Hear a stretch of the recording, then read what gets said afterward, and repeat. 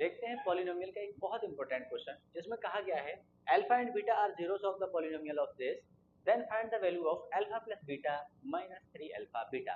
तो देखो इसमें सबसे पहले हम क्या करते हैं, जो हमें एक इक्वेशन गिवन होती है इसको हम कंपेयर करते हैं अपनी जनरल क्वाड्रेटिक इक्वेशन के साथ। वो हमारे क्या होती है, p x equals to a x square plus b x plus सी।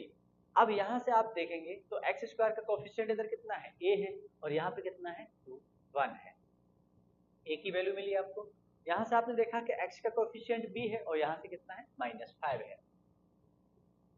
फिर आपने देखा कांस्टेंट सी और यहाँ पर इसकी वैल्यू कितनी है, 6।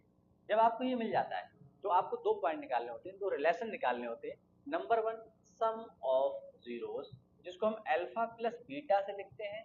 इसका रिलेशन क्या होता है, -b/a। तो माइनस ऑफ बी की वैल्यू कितनी है, -5, आप लगा दो। ए की वैल्यू कितनी है आपकी, 1 है।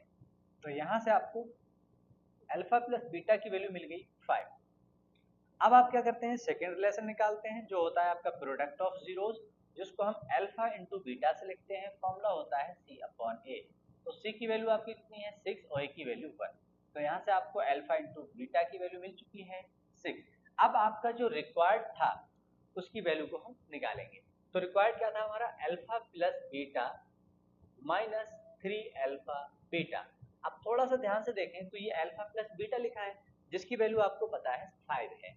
तो आप यहाँ पर अप्लाई कर देंगे, 5 प्लस सॉरी माइनस है यहाँ पर, -3 अल्फा इंटू बीटा की वैल्यू आप निकाल चुके हैं, कितनी है, 6 है।